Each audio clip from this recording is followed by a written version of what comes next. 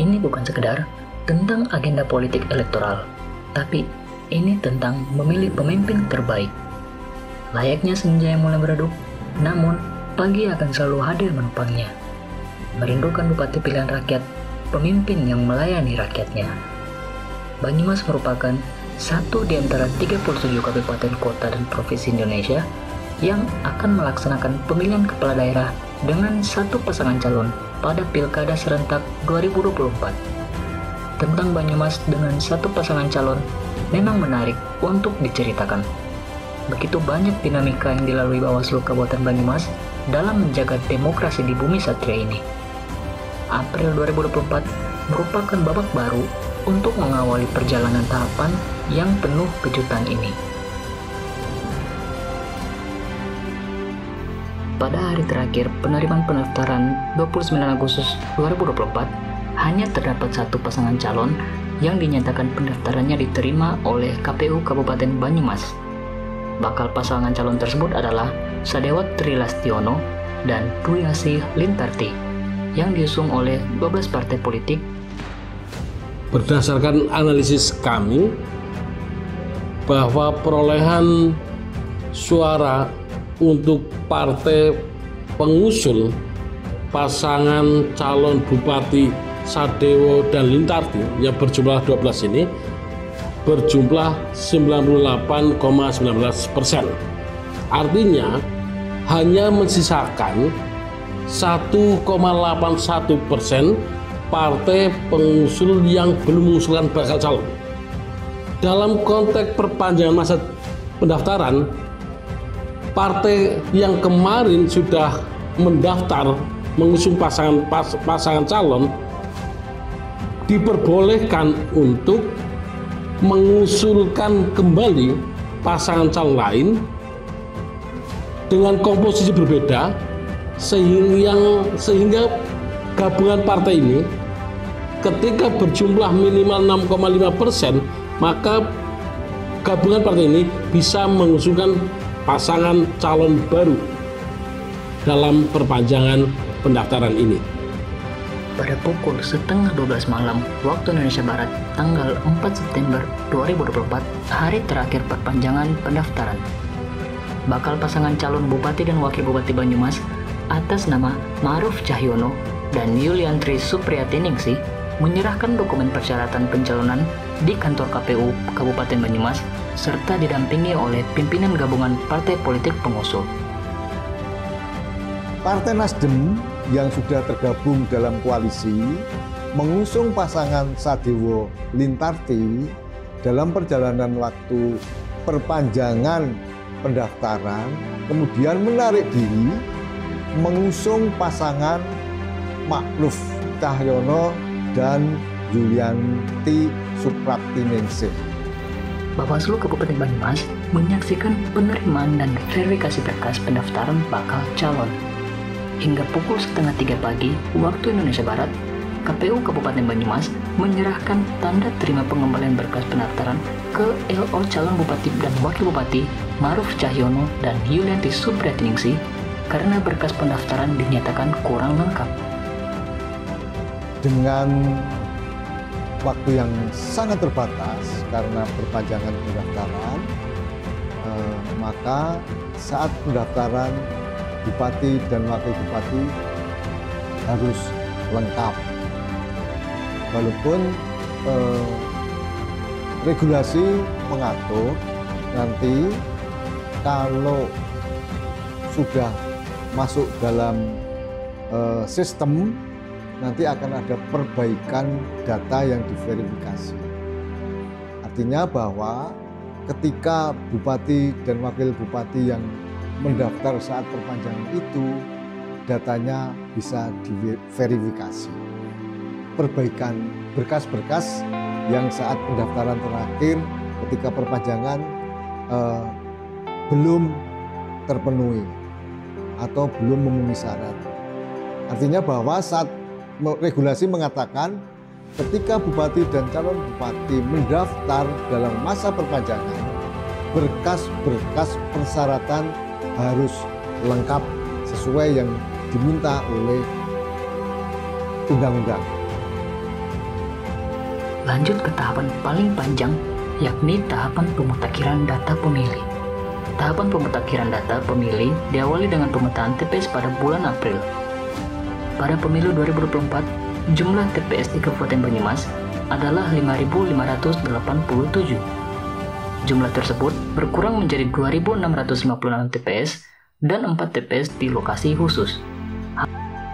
TPS lokasi khusus ada di Lapas 2A Purwokerto, kemudian ada di Rutan Narkotika, kemudian ada di Rutan yang ada di Banyumas, kemudian satu lagi panti sosial lanjut usia yang ada di Sodagaran. Jumlah dari TPS pada pemilu Pilkada 2024 yaitu ada 2.650 TPS. Pada tahapan ini, jajaran pengawas pemilu sudah melaksanakan tugas pencegahan dan pengawasan dengan maksimal. Hal tersebut dapat dilihat dengan jumlah imbauan dan saran perbaikan yang sudah disampaikan kepada KPU dan jajarannya. Jumlah imbauan sejumlah 396 dan saran perbaikan sejumlah 177. Ya, Bawaslu Kabupaten Banyumas mengawal proses pemutakhiran data pemilih mulai dari pemetaan TPS, kemudian proses pencoklitan, kemudian juga penetapan DPS sampai dengan penempatan DPT. Hal itu kami laksanakan demi terwujudnya pilkada yang demokratis. Adapun caranya, teman-teman Panwascam melakukan penyisiran ke rumah-rumah untuk memastikan semua warga negara yang sudah memiliki hak pilih bisa terdaftar dalam DPT dan kemudian bisa mencoblos pada hari H pemungutan. Tahapan kampanye dimulai pada tanggal 25 September 2024 sampai dengan masuknya masa tenang yaitu 24 November 2024. Tahapan ini merupakan tahapan krusial karena masa di mana pasangan calon menawarkan visi misinya kepada pemilih. Selain itu, adanya gerakan kolom kosong yang tidak hanya bergerak di media sosial, namun juga menggunakan pengeras suara, berkeliling desa, serta mengadakan sosialisasi di forum-forum warga.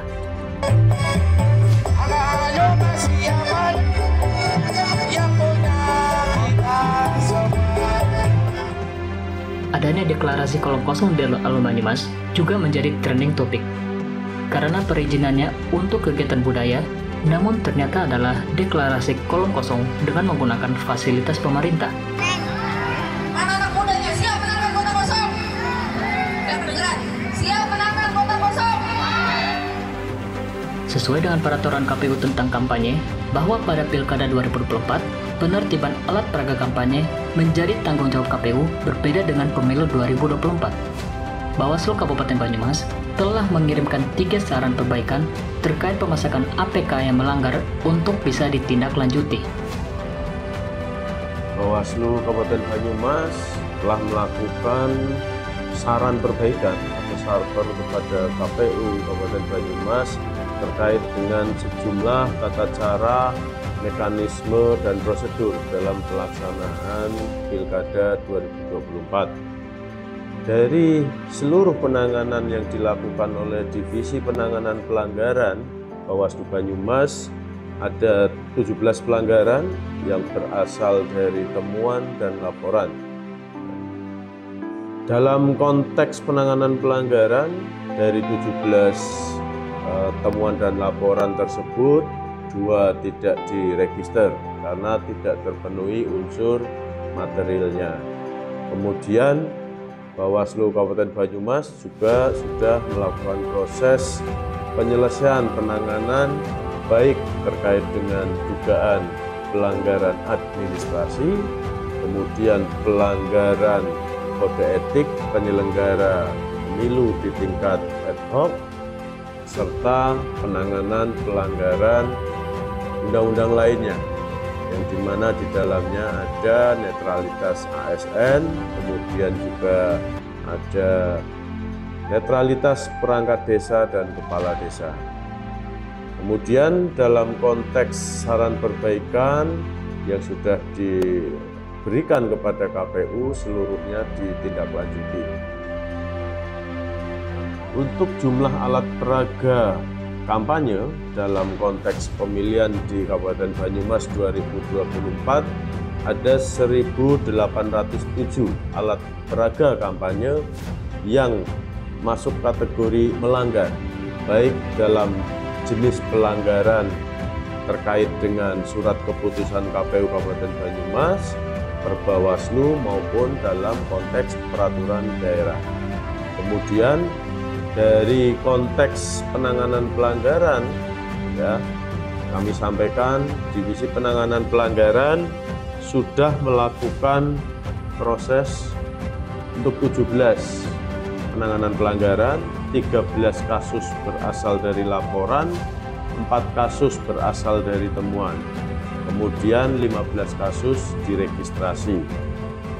Untuk 2 kasus tidak diregistrasi, 2 kasus terkait dengan pelanggaran kode etik penyelenggara badan ad hoc, 4 kasus terkait dengan pelanggaran hukum lainnya, 3 kasus terkait pelanggaran administrasi, sisanya 6 kasus bukan masuk dalam kategori pelanggaran.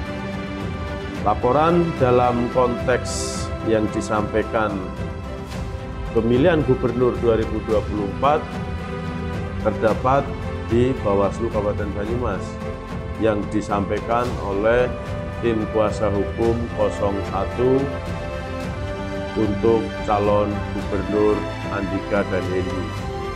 Pelapor menyampaikan bahwa ada dugaan pelanggaran yang dilakukan oleh pasangan calon 02 dengan pelibatan perangkat desa, pelibatan kepala desa. Salah satu yang dilaporkan oleh tim kuasa hukum 01 adalah peristiwa pengumpulan kepala desa se-Kabupaten Banyumas dalam pertemuan PKD, ya, Paguyuban Kepala Desa se-Jawa Tengah. Di dalam kegiatan yang dilakukan di hotel menjadi bahan laporan tim kuasa hukum 01 dan dilaporkan memenuhi syarat formil material di Bawaslu Kabupaten Banyumas. Hanya saja kemudian peristiwa tersebut tidak terpenuhi unsur dugaan pelanggaran setelah dilakukan proses klarifikasi, penelusuran, dan juga pembahasan 1 dan 2 di sentra penegakan hukum terpadu dan mempertimbangkan keterangan kesaksian dari saksi ahli Guru Besar Hukum Universitas Jenderal Sudirman, sehingga peristiwa di Hotel tidak masuk dalam kategori dugaan pelanggaran dan tidak terpenuhi unsurnya. Bawaslu Kabupaten Banyumas menerima 3 laporan dugaan pelanggaran di masa tenang dan 1 temuan dugaan pelanggaran oleh Bawaslu Kabupaten Banyumas di masa tenang. Pertama, laporan kampanye pembagian minyak goreng dan ajakan mencoblos pasangan calon gubernur pada masa tenang. Kedua, laporan kampanye ajakan coblos kolom kosong pada masa tenang. Dan ketiga, laporan tepus sembako oleh tim kampanye yang tidak terdaftar di KPU Jawa Tengah. Sedangkan 1 temuan kampanye pembagian minyak goreng dan ajakan mencoblos pasangan calon gubernur pada masa tenang oleh perangkat desa dan ketua KPPS pada masa tenang. Sementara itu, dilansir dari hasil laporan cepat, terdapat beberapa kejadian khusus yang disampaikan oleh 27 kecamatan. Di antaranya adanya kekurangan surat suara, logistik tidak tepat jumlah, masalah daftar pemilih, serta adanya cuaca yang kurang baik yang menyebabkan terganggunya proses pemungutan dan penghitungan suara. Berdasar data yang kami himpun untuk Pilkada kemarin ada 60 TPS yang kekurangan jumlah surat suara dan ada 54 TPS yang kelebihan jumlah surat suara. Ini dimungkinkan karena kekurang telitian saat packing surat suara. Jumlah surat suara yang kurang tepat ini berpengaruh pada terjadi pergeseran surat suara seperti di Kecamatan Kedung Banteng, Sokaraja, dan Karanglewas. Sementara di Desa Beji, Kecamatan Kedung Banteng terdapat kekurangan surat suara dari DPT plus 2,5%, yaitu sebanyak 100 surat suara. Ini dikomunikasikan oleh PPS kepada PPK dan diminta untuk menunggu dari TPS yang lain. Pada pukul 10.45 kemudian PPK dan PPS memberikan tambahan surat suara kepada TPS yang kekurangan sebanyak 45 surat suara. Sementara di Desa Kalikidang, Kecamatan Sokaraja di TPS 8 masing-masing terdapat kekurangan 100 surat suara untuk pemilihan Bupati, Wakil Bupati, dan Gubernur, Wakil Gubernur. Kemudian, terjadi pula penghitungan suara ulang di Desa Rempuah, Kecamatan Baturaden, yang disebabkan adanya KPPS saat penghitungan tidak menuliskan hasil penghitungan suara itu pada C hasil plano, melainkan pada miniatur C hasil plano, sehingga pengawas TPS meminta untuk dilakukan penghitungan suara ulang. Penghitungan suara ulang terdapat di TPS 12 Desa Rempuah, Kecamatan Baturaden. Kenapa penghitungan suara ulang? Karena KPPS menulis di dalam secarik kertas, bukan di C plano asli. Maka dilakukan penghitungan suara ulang. Terdapat TPS yang terdampak hujan besar, yaitu di Kecamatan Kemranjen dan Kecamatan Patikraja. Di salah satu TPS di Kecamatan Kemranjen, pada saat pembukaan TPS terjadi kebocoran hebat, sehingga TPS tersebut tergenang. Akhirnya berdasarkan musyawarah, TPS dipindah ke sebelah.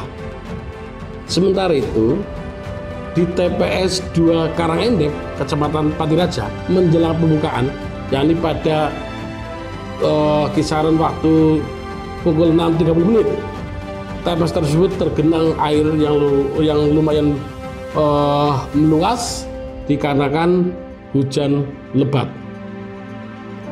Di Kecamatan Kedung Banteng, Desa Kebocoran, setelah penghitungan suara selesai, terjadi keributan yang memicu pertengkaran oleh tim pasangan calon, tim sukses pasangan calon dengan KPPS. Hal itu disebabkan karena KPPS dalam pengadministrasian ada kekeliruan. Pada tahapan rekapitulasi, Bawaslu Kabupaten Banyumas dan jajarannya melaksanakan pengawasan dari mulai rekapitulasi tingkat kecamatan sampai dengan rekapitulasi tingkat Provinsi Jawa Tengah. Pelaksanaan pengawasan dengan cara memastikan hasil rekapitulasi sesuai dengan data sanding yang dihimpun dari pengawas TPS. Selain itu, jajaran pengawas juga memastikan perubahan pada masing-masing tingkatan terdapat kronologi yang jelas dan berkesinambungan. Divisi Penanganan Pelanggaran Bawaslu Banyumas diberi amanah sebagai PIC rekapitulasi di dalam pemilihan gubernur maupun bupati 2024. Ada sejumlah persoalan yang kemudian berhasil dipotret oleh Divisi Penanganan Pelanggaran yang rata-rata adalah adanya kesalahan input yang dilakukan oleh petugas-petugas di KPPS ketika melakukan proses rekapitulasi. Untuk itu, pemantau pemilu menjadi salah satu faktor yang cukup penting selain pengawas TPS yang hadir dan ada di area TPS. Sehingga harapan kami untuk peristiwa-peristiwa kesalahan input yang ada di tingkat TPS yang dilakukan oleh petugas-petugas KPPS bisa dihindari dan diminimalisir dalam konteks rekapitulasi pada pemilu maupun pilkada yang akan datang.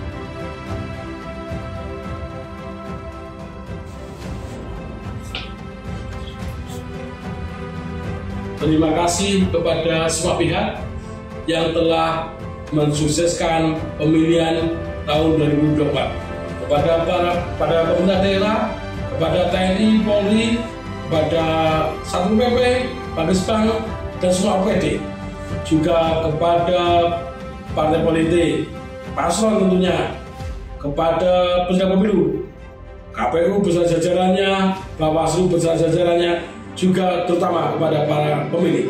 Sekali lagi terima kasih yang telah mensukseskan pemilihan.